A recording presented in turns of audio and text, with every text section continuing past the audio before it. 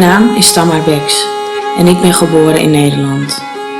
Dankzij mijn oma, Vintewares, stroomt er Madurees bloed door mijn aderen. Samen met mijn opa, Wilfried Beks, geboren op Java, kreeg ze mijn vader, Arthur Beks, geboren in Surabaya in het jaar 1948. Ditzelfde jaar keerden de Nederlandse soldaten terug naar Indonesië voor een aantal militaire optredens, ook wel politionele acties genoemd. Eén daarvan was Operatie Product.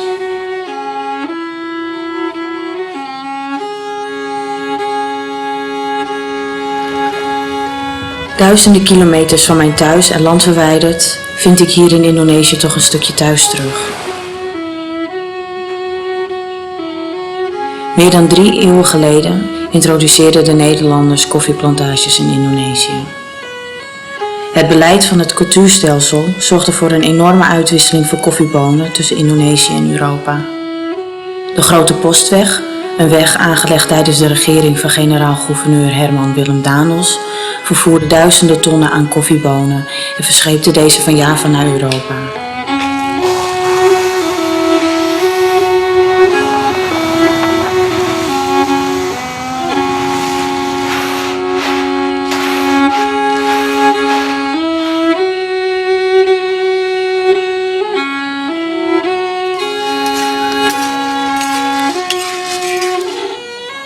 De Javaanse koffie werd erg populair in deze tijd. Ze noemden het een kopje Java in plaats van een kopje koffie.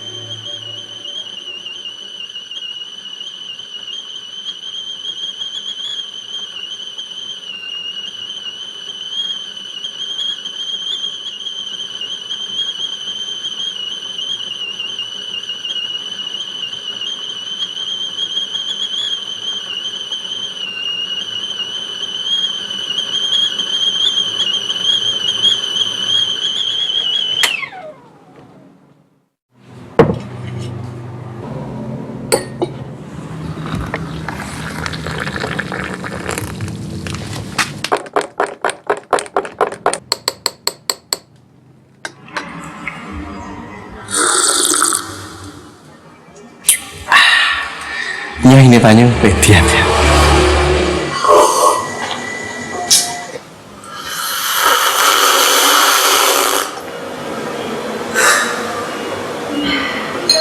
You start your coffee in the morning at home with yourself, and then you are telling, what am I gonna do?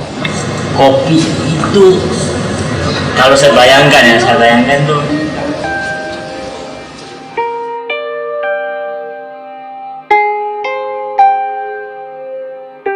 kita sebagai makhluk hidup menikmati sebagai kopi yang rasanya hidup di rongga mulut. In my word, coffee is magic. Kopi itu kita tuh nggak pernah bisa berhenti untuk mempelajari. Buat saya kopi adalah segalanya.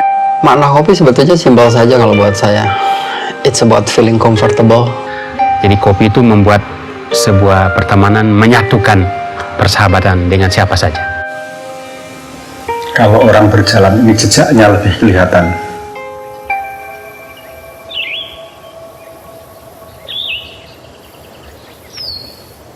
Kalau kita mengikuti narasi sejarah kolonial, maka diceritakan bahwa kopi yang pertama dikembangkan di Indonesia ada di Jawa. Dari Jatinegara kemudian disebarkan ke tanah Priangan. Dari wilayah tersebut kemudian kopi disebarkan kemana-mana.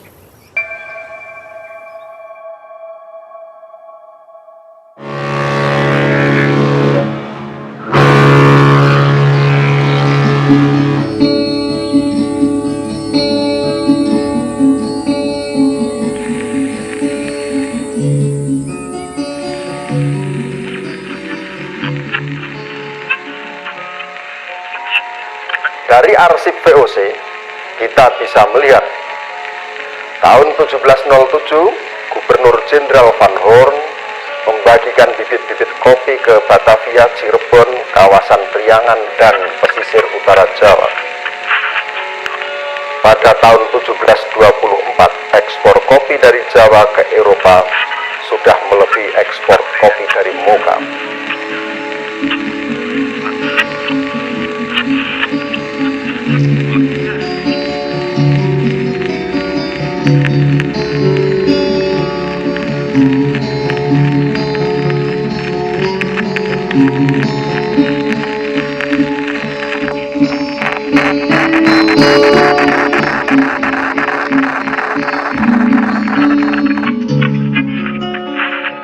Rentetan kronologis ini kalau dilanjutkan lagi sampai ke abad 19 akhir dan 1900 awal akan menunjukkan bagaimana dalam kurun 2 abad Jawa berkembang menjadi produsen kopi terbesar di dunia. Jadi sebelum para kolonis Spanyol mengembangkan kopi di Amerika Selatan, kopi sudah ditanam di Jawa sejak tahun 1715-an tadi, dan sudah diekspor ke Eropa. Pada saat itu kopi di Eropa masuknya ya Jawa, dan kemungkinan pasar dari Afrika Utara dan Timur Tengah. Dan kopi dalam bahasa orang Amerika itu Java. Kamu mau minum apa? A cup of Java, secangkir kopi. Not a cup of Brasilia or a cup of Argentina, a cup of Java. Not a cup of Colombia, a cup of Java. Kimena luhung sampun asa saji pasukatanipun daharanjang enjangan wedang kopi samapta umat yang ayun winantu ing sabda alon. Salah satu catatan tertua yang bisa saya jejaki mengenai kopi di Jawa itu ada di Serat Centini Tembang Raras Amongrogo. Ini adalah salah satu sumber sejarah Indonesia. Kalian para sejarawan jangan hanya memakai sumber-sumber yang ditulis oleh VOC dan orang Belanda, karena kita juga punya sumber-sumber lokal yang tidak kalah berguna. Dari fakta linguistik ini bisa dipakai sebagai alur spekulatif untuk menjejak ulang dari mana kopi di Indonesia berasal. Zaman Belanda iya betul. Pabriknya itu dulu di Doro. Dulu waktu masih zaman apa itu? Zaman penjajah, pengolahannya di Doro. Pakai itu loh, pralon, tapi dulu kan belum ada pralon seperti sekarang. Pralon itu dari tanah itu loh. Itu pakai air, dia dikasih air kan nantinya keturun ke sana seperti apa itu? Air minum pump seperti itu loh. Nah, dulu karena masih apa? Masih ya penjajah sih ya. Tahunya kan mau lama di sini, mau menguasai di sini. Tahunya, nggak tahunya orang-orang Indonesia tuh tahu bahwa ini tanah kita sendiri, harus dibina lagi.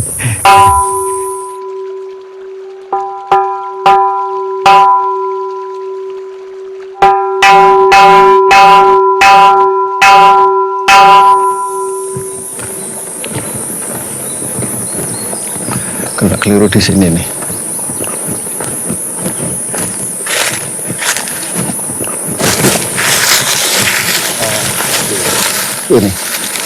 Ini masih kelihatan, nih bekas pipa. Jadi ada faktor efisiensi pengangkutan, tapi secara politik ekonomi juga ada faktor ketidakpercayaan para pengusaha Belanda terhadap pekerja lokal. Ini 1878. Jadi di samping untuk mempermudah pengangkutan, pipa tersembunyi di bawah tanah ini juga untuk meminimumkan pencurian. Jadi ini sepanjang 8 km dari bukit sana sampai di Lembah Ndoro untuk menggelontor kopi, pengangkutan yang efisien, murah, dan diharapkan aman dari pencurian. Baru pada tahun 1920-an itulah, ya toh? 28 atau berapa, itu jalan ini selesai dibuat. Kemudian pada tahun 1929, kalau tidak keliru dalam catatan saya, itu mobil yang pertama kali masuk ke sini, mobil truk Ford 2,5 ton. Nah, mulai sejak itulah kendaraan bermesin berperan untuk mengangkut produk perkebunan dari kebun langsung ke pelabuhan Pekalongan, menggantikan fungsi kuda dan manusia.